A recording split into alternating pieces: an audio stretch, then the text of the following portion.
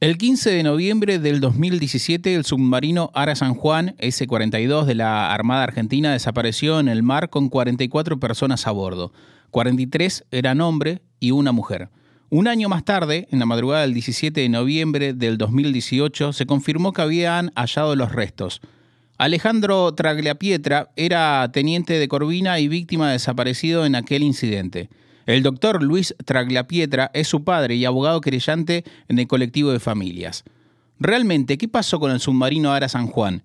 ¿Fue una implosión? ¿Ocultaron información a los familiares de las víctimas? Mauricio Macri, por entonces presidente de la Nación, mandó a espiar a los familiares. A 6 años de la tragedia, ¿qué dicen los primeros peritajes del submarino Ara San Juan? ¿Hubo peritaje del submarino? Muchas preguntas que trataremos de responder en esta entrevista con el doctor Luis Tragliapietra, a quien saludamos. Aquí Álvaro Garay, María Jiménez, Natacha Graper-Camors. Esto es Fase Cero. ¿Cómo andás, Luis? Buenas tardes. Bien, feliz Día del Trabajador, 1 de mayo 2023, 6 años de lo sucedido. Lo primero que analizás y decís, ¿qué es lo primero que se te viene a la cabeza? Sí, bueno, primero feliz día para ustedes también, para toda la gente que los escucha. Y sí, 5 años y medio. Y bueno, la realidad es que todavía no tenemos ninguna respuesta a lo que más nos importa, ¿no? Que es saber qué les pasó, saber qué vivieron en esos últimos momentos, por qué pasó lo que pasó, que básicamente más que una necesidad íntima y personal, es una necesidad jurídica, ¿no? Mucho se habla de las responsabilidades que hipotéticamente casi todos o todos nos las representamos, pero jurídicamente hablando, y acá necesariamente no me puedo escindir de lo que es la profesión que amo, que es la abogacía, no puede dejar de ser también una necesidad. No podemos imaginar las responsabilidades, tenemos que probarlas con la mayor certeza posible, y bueno, y para eso se deben realizar una serie de tareas que triste y lamentablemente a 4 años y medio del hallazgo, que creo que marca un hito, porque si no hubiéramos hallado el submarino, bueno, obviamente no quedaba otra que caer en el terreno de las hipótesis, pero habiéndolo hallado, esperábamos que rápidamente ese hallazgo no pueda brindar certezas, y lamentablemente la justicia a esta altura no hizo absolutamente nada en ese sentido, ¿no? Muchas veces uno, Luis, busca información y es un poco también difícil de encontrar una información fehaciente que vos digas, bueno, esta es la última, esta es la más nueva. ¿Qué pasó? ¿Hicieron el peritaje del submarino? ¿Hubo un último peritaje? ¿No hubo un peritaje en el submarino para tratar de entender si fue una implosión o qué otra cosa pudo haber ocurrido? No se hizo absolutamente nada. No tenemos ni peritos, para que se entienda. No tenemos ni peritos designados, por supuesto. Peritos sobran. Hemos propuesto peritos de parte. Nuestro país tiene distintas asociaciones de peritos navales, de ingenieros navales, que han enviado a la jueza a cargo largas listas con los expertos que podrían participar de esta tarea. Hemos también propuesto a la justicia distintas organizaciones internacionales que son dependientes de países como Francia, como España, como Holanda, como Alemania, Estados Unidos, Venezuela, Brasil, que tienen ya por su historial marítimo, tienen ya instituciones que son dependientes de esos estados, encargadas y específicamente de investigar incidentes y accidentes marítimos, más o menos para que ustedes se lo puedan representar como las que realizan los estudios por los accidentes aéreos, ¿sí? Habrán visto algún que otro programa de televisión que se dedica a graficar todo eso. Y bueno, simplemente son instituciones que ya están conformadas, ya tienen procedimientos, tienen obviamente todo el expertise, pero fundamentalmente también tienen los instrumentos, ¿no? Como para poder hacerlo. Nosotros nos contactamos por la nuestra, es muy simple porque estas instituciones tienen su propia página web, nos comunicamos por mail, por teléfono, y todos están a disposición de nuestro país para poder colaborar gratuitamente, ¿no? Así que todo esto se lo planteamos a la jueza a cargo ya por febrero del año 2020, porque esperamos expectantes un año a ver qué es lo que iba a hacer, y cuando digo que a ver qué le iba a hacer, en realidad un año esperamos que haga lo que tiene que hacer, porque en realidad nosotros como víctimas, como querellantes, como abogados, no tenemos la obligación de hacer el trabajo que te acabo de describir. Eso es obligación del Estado, y es obligación, obviamente, como pata jurídica del Estado, de la jueza, poder realizar todas estas investigaciones y materializar las invitaciones. Y ahí donde recayó el problema. La jueza no hizo absolutamente nada con todo este trabajo que hicimos nosotros de investigación. No se invitó a ninguna de estas instituciones, no se conformó ningún equipo de peritos, y estamos como el primer día, básicamente. Y ese año, desde ese 15 de noviembre del 2017 hasta el 2018 que se encontró el submarino, imagino que por el paso del tiempo y por lo que estás contando también tuvo que ver con no sé si decirle como una lentitud de la investigación, o qué respuesta se les daba a los familiares de las 44 personas en todo un año sin respuesta. No, bueno, y acá lo que aparece, que es lo que más no sé si nos molesta la palabra, pero sí nos hace ruido. En esos casi 2 años, en realidad, ¿no? Porque fue un año de búsqueda y este otro año en el cual en la justicia no pasó nada, nos quisieron imponer, no solamente a nosotros, sino a todo el pueblo argentino, una historia oficial, ¿no? Que básicamente sustentaba en que el submarino tenía diversos problemas mecánicos y que la tormenta que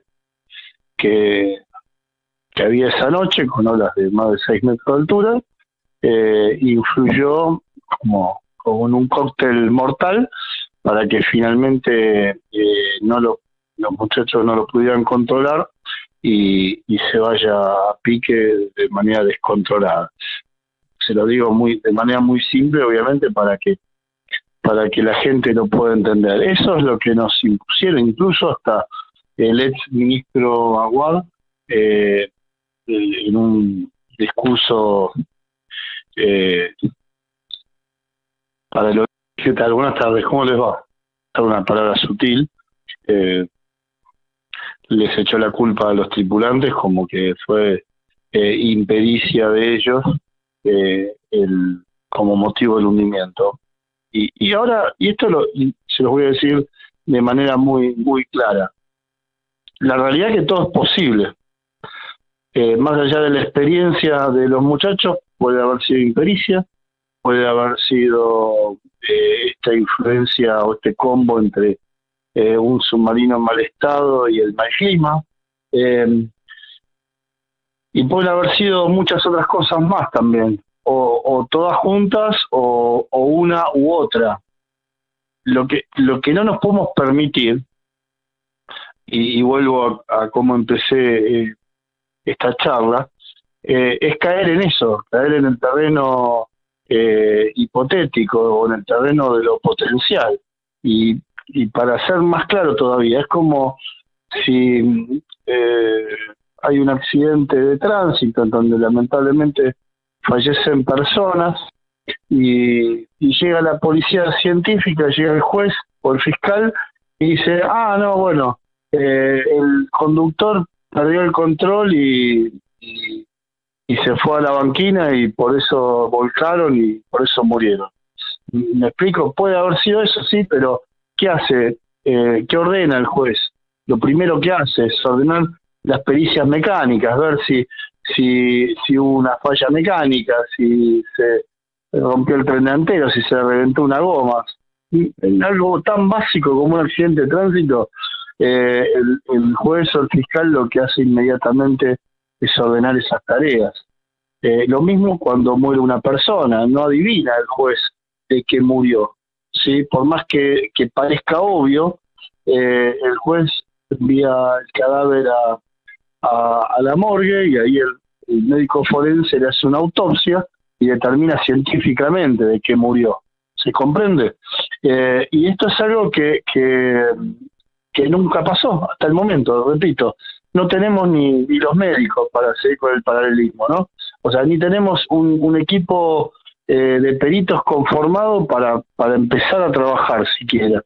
Tenemos muchísimo material, tenemos mucha documentación de la propia Armada, tenemos mucha documentación del Ministerio de Defensa, tenemos los videos y las fotos del momento del hallazgo, donde se ve con calidad de HD los restos del submarino, y bueno, y todos los expertos con los que pudimos hablar, nosotros obviamente, por fuera de la justicia, coinciden en que por ahí hay que empezar, ¿no? Y todavía, repito, a casi 6 años y a casi 5 del hallazgo, ni siquiera tenemos elegida la gente idónea como para poder empezar a trabajar, algo que es muy grave. Ya lo hemos denunciado al Consejo de la Magistratura de la Nación, lo hemos denunciado a la Comisión Interamericana de Derechos Humanos, pero bueno, estamos en esta enorme burocracia de la justicia argentina que permite que pasen estas cosas, ¿no? Y te hago una pregunta. ¿Han tenido apoyo, digamos, más en la parte como a las familias y qué sé yo, por otras instituciones que no sean internacionales, ponerle de acá de Argentina, gente con la que se pudieron juntar, que obviamente esto es un caso muy particular, pero que hayan tenido como un trato parecido con la justicia, alguien que les vino y les dijo, che, bueno, nosotros hicimos así, no sé, como han tenido apoyo de algunas otras instituciones o grupos de familias? Mirá, en reglas generales hemos tenido el acompañamiento y el apoyo de todo el pueblo argentino, de bien, ¿no? Nos hemos hermanado de algún modo con muchos otros familiares que tal como vos me decís, han pasado por esto, como por ejemplo familiares de víctimas de la AMIA, de tragedia de 11, de Iron Mountain, ¿sí? Fíjate que el otro día justamente estábamos con una familiar de uno de los bomberos fallecidos en Iron Mountain, que festejaba que a 9 años, ahora la causa se eleva a juicio oral, ¿no? Lo cual el juicio puede llegar a esperar 2 o 3 años más todavía, ¿no? Y eh, el APA, bueno, no quiero olvidarme nada de los 43 gendarmes que fallecieron en Salta. Sí, mucha gente que lamentable y tristemente terminan siendo historias similares, ¿no? Justamente cuando hay responsabilidades políticas en el medio. No es lo mismo, no puedo decir lo mismo en realidad por parte de la política, ¿no? Y cuando hablo de la política hablo de todos los espacios políticos. Sí, es lamentable. Si bien a nivel humano rescato algún funcionario que sí nos ha escuchado, se ha acercado y demás, pero no alcanza porque nadie hizo nada. Entonces, repito, a nivel humano algunos peor, otros mejor, pero la realidad que desde la política nadie hizo nada, desde la justicia, como decía antes, todo es cuesta arriba, nadie tampoco pone la voluntad necesaria para que esto avance rápidamente, y cuando aparece alguien que intenta hacerlo lo bajan de un plumazo, como fue el juez de Dolores, el doctor Baba, ¿no? Entonces estamos ante una monstruosidad, por así decirlo, en donde claramente todos de algún modo son cómplices. Y eso es lo que también llama mucho la atención. Si fue solamente un accidente, ¿por qué tanto, no? Ni hablar del espionaje que hemos sufrido, ¿no? Un espionaje directamente, creo que nunca visto desde la época de la dictadura militar.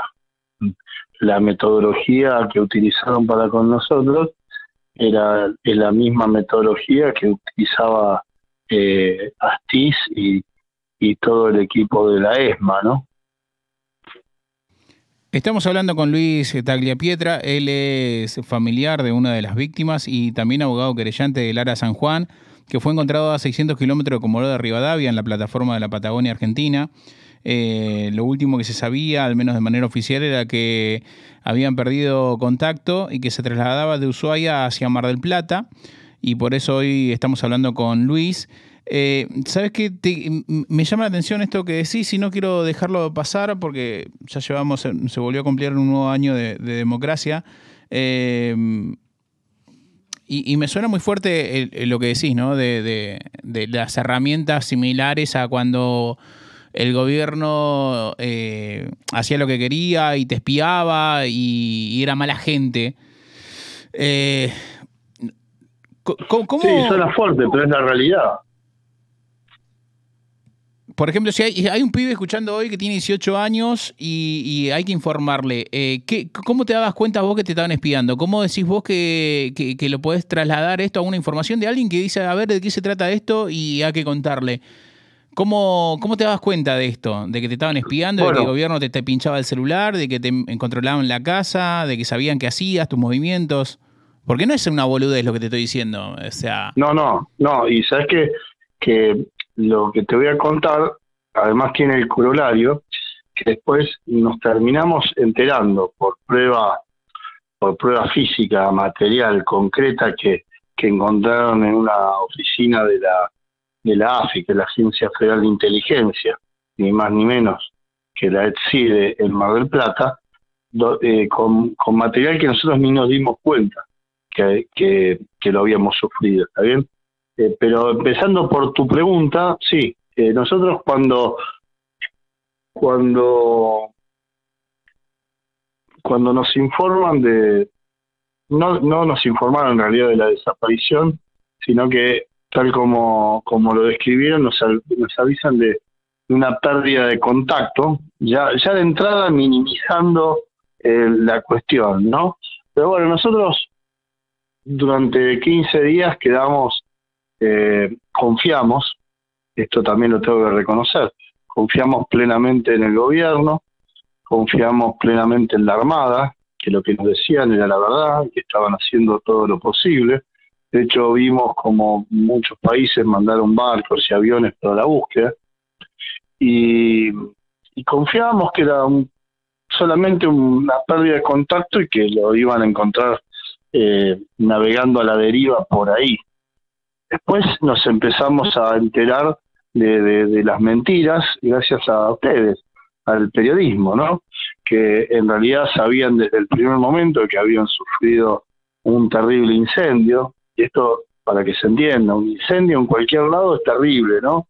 En una casa, en un auto, en donde sea, es pensar en que se te está prendiendo fuego el lugar donde vos estás presente es terrible, pero en un buque, en una embarcación, es 10 veces peor, porque la alternativa es escapar a lo que es las aguas gélidas del Atlántico Sur, ¿sí? Y si encima hablamos de un submarino, esto lo vivieron los sobrevivientes del incendio de Liriza, que contaron historias tremendas, ¿no? Pero si encima nos ubicamos en un submarino, que es un ambiente totalmente cerrado, hace que las condiciones sean todavía más terribles, porque en ese ambiente cerrado se mezcla el fuego con el humo, los gases tóxicos que produce el propio incendio, la quema de pinturas, etcétera.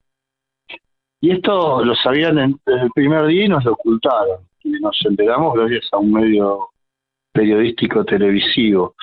Y a partir de ahí, se acuerdan que el vocero de la Armada, Enrique Balbi, todos los días daba una conferencia de prensa. Por suerte están todos en YouTube y las hemos escuchado una y otra vez. No, empezamos a comparar eso con los papeles vinculados a la información de la búsqueda y nos dimos cuenta que nos mintieron durante todo ese tiempo. No sabemos bien por qué, no solamente a nosotros, sino a todos los argentinos. Pero cuando el 30 de noviembre deciden dar por finalizada la búsqueda, nosotros sentimos que estaban condenando a muerte a nuestros seres queridos porque nos hicieron creer esto, ¿no? La falta en ese momento. Hoy esto te lo cuento con el diario del lunes, ¿verdad? En ese momento nosotros teníamos la esperanza de encontrarlos con vida porque justamente era la información que nos daban. Y cuando de repente, sin mayor justificación, nos dicen que no los van a buscar más, les agradecen a todos los países que vinieron a colaborar con la búsqueda y los mandan a sus casas de vuelta, como te decía, para nosotros era una decisión que significaba la sentencia de muerte para nuestros seres queridos. Entonces yo me acuerdo en ese momento estaba en el sur, estaba en Caleta Olivia presentándome en el expediente, vuelvo a Buenos Aires y lo primero que hago es denunciar penalmente al entonces presidente Macri, al entonces ministro Aguad, por abandono de persona, incumplimiento de los deberes del funcionario público, por haber tomado esta decisión arbitraria y sin justificación. Y ahí empezó el otro calvario, el del espionaje. Primero, el teléfono empezaba a tener comportamientos extraños, perdí sin ninguna explicación varias conversaciones enteras en WhatsApp, las pude recuperar gracias a que tengo backup automático, pero eran encima específicas, ¿no? Conversaciones con mi hijo, con algún otro familiar. Pero ¿cómo decir, no? En el calor del momento y la intensidad que vivíamos esos días,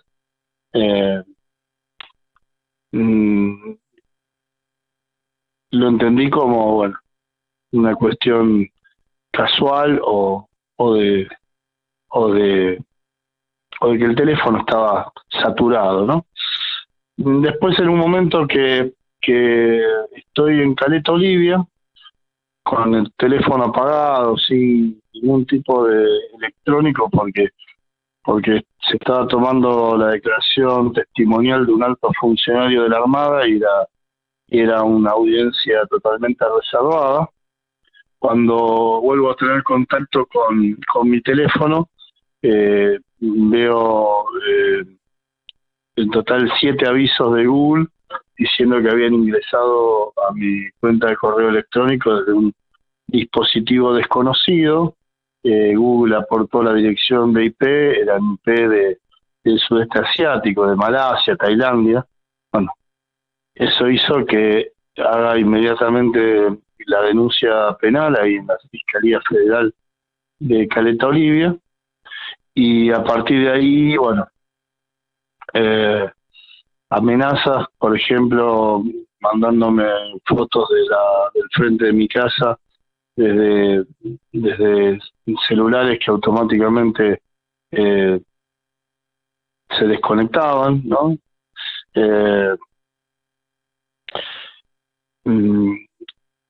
Seguimientos personales, autos desconocidos, personas desconocidas, que uno ve como fuera de lo normal en el ambiente que uno se maneja, ¿no? A veces uno en ese momento hasta pensaba que era paranoico, ¿no? Obviamente ataques despiadados en redes sociales de todo tipo, que ni vale la pena describir.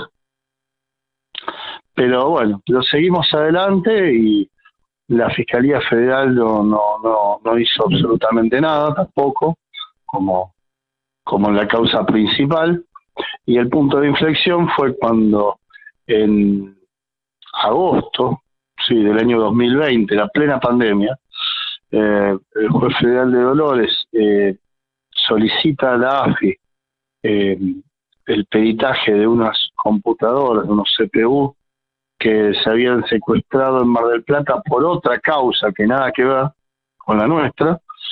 En ese peritaje la Policía Federal, la División de Delitos Informáticos de la Policía Federal, recupera unos backups, y en esos backups había un montón de información personal nuestra, fotografías, videos, documentos dirigidos al entonces presidente Macri, transcribiendo literalmente cuestiones que hablábamos en privado, fotografías tomadas con teleobjetivos, imágenes tomadas con drones, el famoso semáforo donde nos incluían allí día por día con el índice de supuesta peligrosidad,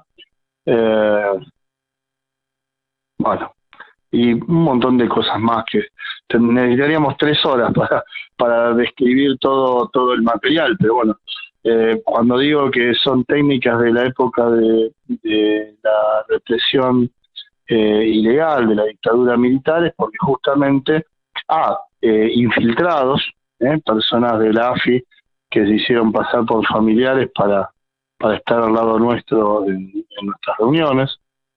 Es lo que hacía Astiz, ¿no? Lo que hizo Astiz, por ejemplo, con las monjas francesas, se infiltró, las seguían, se daban fotos. En aquel momento obviamente no había tecnología porque no se pinchaban los teléfonos y ese tipo de cuestiones, no estaba la pata electrónica en todo esto, pero todo el resto exactamente lo mismo. Y es escalofriante realmente, porque cuando uno lo percibía, de algún modo, nos autoconvencíamos que era una cuestión de paranoia nuestra, vinculado al mal momento que estábamos viviendo. Cuando se encontró este material y lo pudimos ver y leer, realmente da escalofríos. Y lo que más da escalofríos es que después jueces de la Cámara Federal digan sueltos de cuerpo que todo eso que les acabo de describir, que se hizo durante un año por lo menos de manera ininterrumpida, estaba vinculado a la seguridad del entonces presidente Macri, ¿no? Luis, ¿con qué mano estás sosteniendo el celular ahora mientras hablas? ¿Con la derecha? Sí. ¿Y en la izquierda, Soy derecho. seguís teniendo el anillo de tu hijo? ¿El de Sí, egresado sí, de la Armada? lo uso en mi mano derecha. ¿Y qué te hace recordar cada vez que lo ves? No, yo a mi hijo lo recuerdo siempre, lo tengo en mi corazón, en mi mente. Mi hijo está conmigo todo el tiempo. Si algo no pude hacer nunca fue un duelo, es como si él todavía estuviera navegando. Y ese anillo, bueno, tiene que ver con, bueno, con un algo que de algún modo es de él y me da fuerza.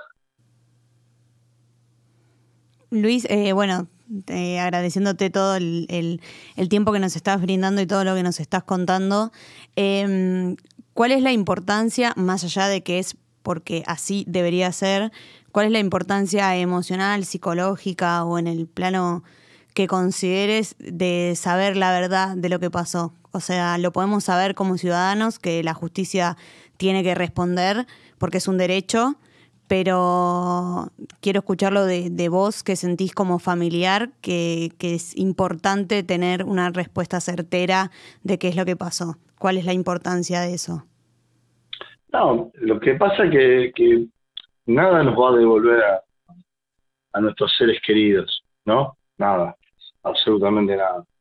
Eh, lo que creo que para mí, por lo menos, porque esto es algo que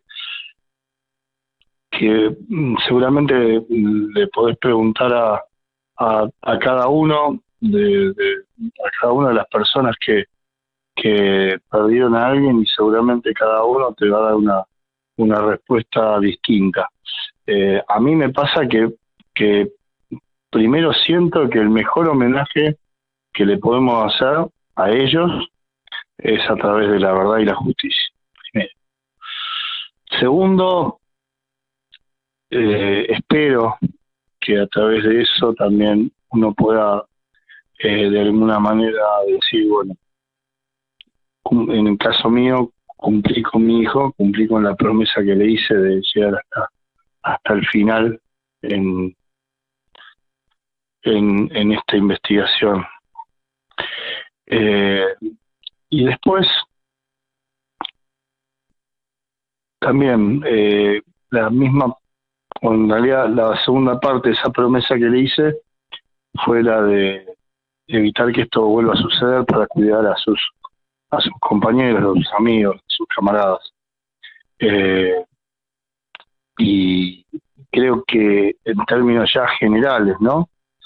El mayor objetivo de la justicia es el de evitar que las cosas pasen, no de alguna manera correr de atrás con algún eventual castigo hacia algún responsable, ¿no?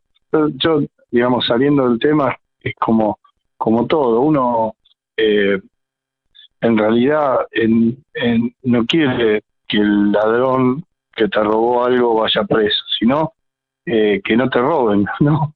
Entonces es como que después sirve de muy poco lo que ofrece después la justicia. Y eso es lo que quiero cambiar también, ¿no? Que de algún modo podamos empezar a prevenir más y lamentar menos. Y creo que son las tres cosas que yo por lo menos busco con esta lucha que llevamos adelante. Realmente, más allá de lo escalofriante, no me importa demasiado la causa de espionaje ilegal. Lo que me importa es que no vuelva a pasar, ¿se entiende? Quiero saber la verdad de lo que le pasó a mi hijo, pero fundamentalmente a través de esa verdad que no se vuelvan a cometer los mismos errores y que no tengamos que lamentar la muerte de nadie más. Y de esa manera, repito, agradecemos todos los homenajes y todas las cosas lindas que en estos años nos han brindado en nombre y en honor a ellos, pero el mejor homenaje que le podemos brindar es este que yo digo, ¿no? Verdad y justicia. Luis, te queremos agradecer por tu tiempo, gracias por prestarte a dialogar con nosotros, por repasar en pequeñas líneas y en poco tiempo lo que fue aquel triste 15 de noviembre de 2017. Y te mandamos un fuerte abrazo, espero que en algún momento encuentres la paz, encuentren algún tipo de, no sé si llamarlo solución, pero alguna manera poder curar esos corazones que todavía deben estar doloridos, y hablo no solamente del tuyo, sino de aquellos 44 jóvenes que estuvieron ahí en el submarino Ara San Juan. Así que te mandamos un fuerte abrazo, muchas gracias por tu tiempo y espero que sigas bien, Luis. Bueno, muchas gracias a ustedes y lo mismo digo. A disposición cuando quieran y gracias por todo. Adiós, chao, chao. Chao, gracias. Ricardo Alfaro. Eliana Krautzik. Hernán Ramón Rodríguez. Fernando Gabriel Santilli. Fernando Mendoza. Javier Espinosa. Luis Esteban García. Jorge Ortiz. Mario Toconás. Jorge Ignacio Vergallo. Fernando Vicente Villarreal. Cristian Ibáñez. Víctor Hugo Coronel. Alejandro Daniel Polo. Leandro Cisneros. Hugo Herrera. Pedro Martín Fernández. Diego Manuel Wagner. Víctor Andrés Maroli. Adrián Zunda Meoki. Renzo David Martín Silva. Jorge Luis Mealla. Alejandro Damián Tagliapietra. Javier Alejandro Gallardo. Alberto Cipriano Sánchez. Walter Germán Real. Cayetano Hipólito Vargas. Roberto Daniel Medina. Celso Óscar Vallejos. Víctor Marcelo Enríquez. Daniel Adrián Fernández. Luis Marcelo Leiva. Jorge Ariel Monzón. Jorge Eduardo Valdés. Hugo Dante César Aramayo. Sergio Antonio Cuellar. Alberto Ramiro Arjona. Enrique Damián Castillo. Luis Carlos Nolasco. David Alonso Melián. Luis Alberto Nis. Federico Alejandro Alcaraz Coria. Aníbal Tolaba. Germán Suárez.